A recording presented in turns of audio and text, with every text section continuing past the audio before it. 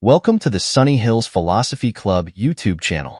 In this video, we present our Philosopher of the Month segment, where we will learn about Frederick Douglass, his life, beliefs, and more.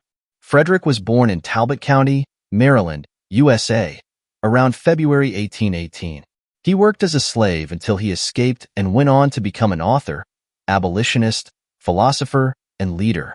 Throughout his life, he advised presidents, wrote autobiographies detailing his experiences as a slave, and spoke to thousands about his beliefs.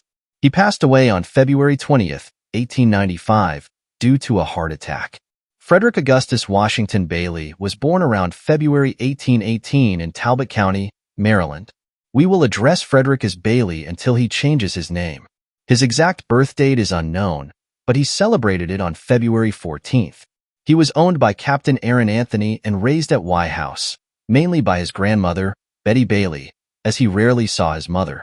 In 1826, Bailey moved to Fells Point, Baltimore, where he learned to read and write and developed opposition to slavery. After Anthony's death in 1832, he became the property of Captain Thomas Auld, known for his abusive treatment of enslaved people. Bailey was then leased to Edward Covey, another harsh master, and after 6 months, he fought back against Covey during an attack and won. Covey never messed with Bailey again after that point. In 1834, Bailey transferred to William Freeland's farm, where he started a Sabbath school to educate black people.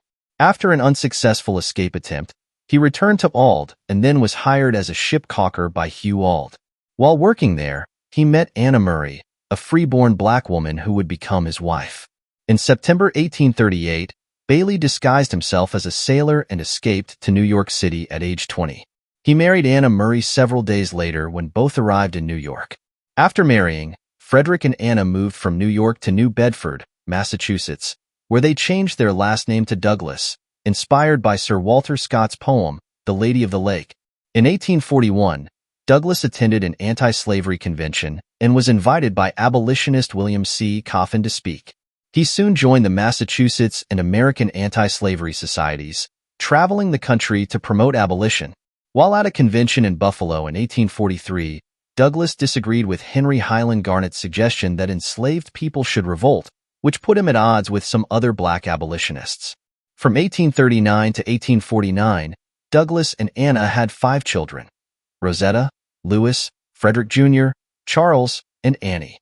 In 1845, Douglass published his first autobiography, Narrative of the Life of Frederick Douglass, an American Slave, written by himself, which gave credence to his status as an ex-slave.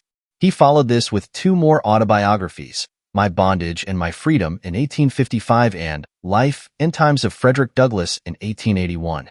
After gaining fame, Douglass traveled Europe and was freed from slavery by his supporters. Upon returning, he founded the newspaper The North Star, which ran from 1847 to 1860 and later published Douglass Monthly, 1859 to 1863, and The New National Era, 1870 to 1874. In 1859, Douglass joined James Brown for a raid on the Federal Arsenal in Harper's Ferry, Virginia. After the raid, Douglass was on the run and fled to Canada before going back to Europe for another tour. He only returned in April 1860 to mourn the loss of his daughter, Annie. During the Civil War, Douglass met with Abraham Lincoln on 3 different occasions because Lincoln wanted advice on what to do with black lives after the war. Frederick Douglass moved to Washington, D.C. in 1872 after his Rochester home was burned down. He became president of the Freedmen's Bank in 1874 and the first black U.S. Marshal in 1877, serving until 1881 when he became Recorder of Deeds. In 1889, he was appointed U.S. Minister Resident and Consul General to Haiti, but resigned in 1891 to return to D.C. Douglass's wife, Anna, died during his time as Recorder, and he married his secretary, Helen Pitts, in 1884, which was controversial due to their age difference. He died of a heart attack on February 20th, 1895.